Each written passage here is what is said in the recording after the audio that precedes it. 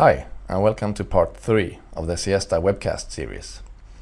Today we're going to look at automation and see how we can run our tests off the command line instead of having to open them manually in the browser each time.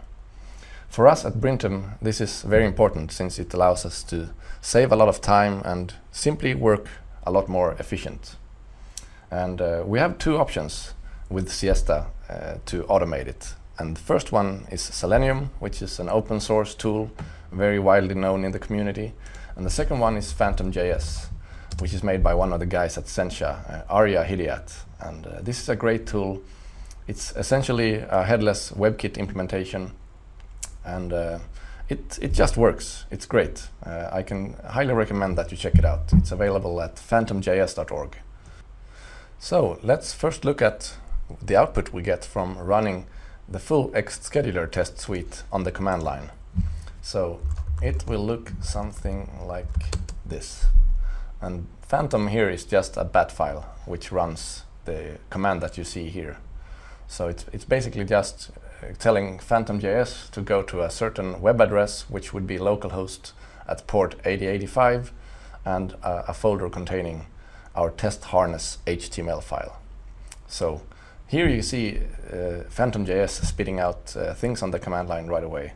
And hopefully in a while this prompt will just say all tests passed and all will be good. So while that is working, let's see how we can use and call Siesta from inside of our IDE. So let's look at the Visual Studio setup that I'm using. On the right hand side you can see a folder called myTest, which has one test file in it.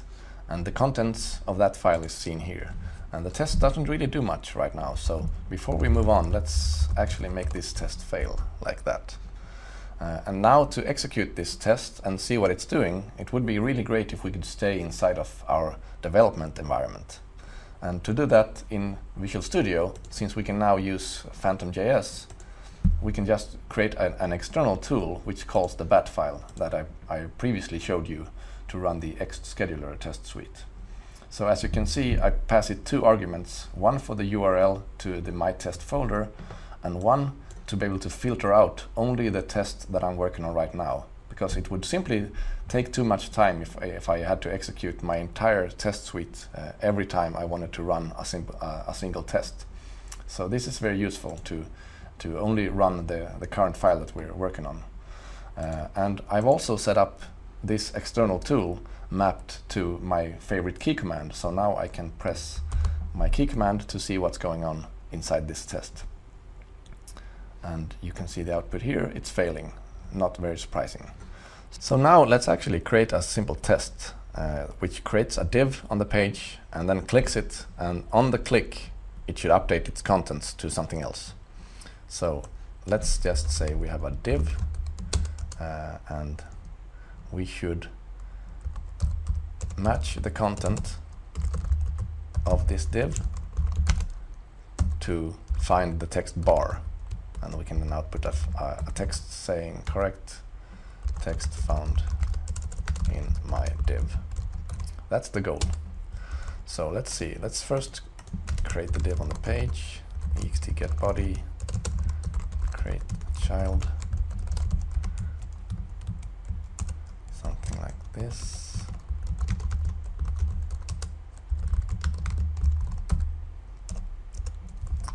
So looking like this, the test should fail, if I'm correct. So we can see here that the assertion failed. It got foo, but need string containing bar. So now let's actually make a listener on the div on click function. Sorry if I'm typing sloppy. Div.update bar, not bra, like this. And then of course we should click it to see if this test actually works. T.click div, something like this, rerun the test, and you can see that it passes. So, and now we can also add an assertion before the test starts to make sure that the test is in a sane state before it actually starts at all. So Let's add a content like before click and rerun it again. Hoping, yeah, there you go, it works. So as the final step, we can also try this in the browser to see that it's doing what we think it's doing. So let's reload our Siesta page here, and we can make sure that the view DOM is checked, and we run the test, and you can see the click.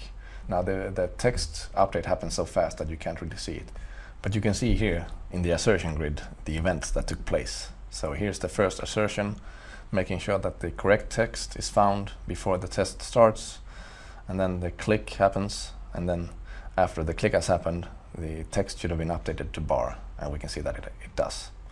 So that's a quick intro to automation using Siesta. I hope you enjoyed it. Thanks for watching. Bye.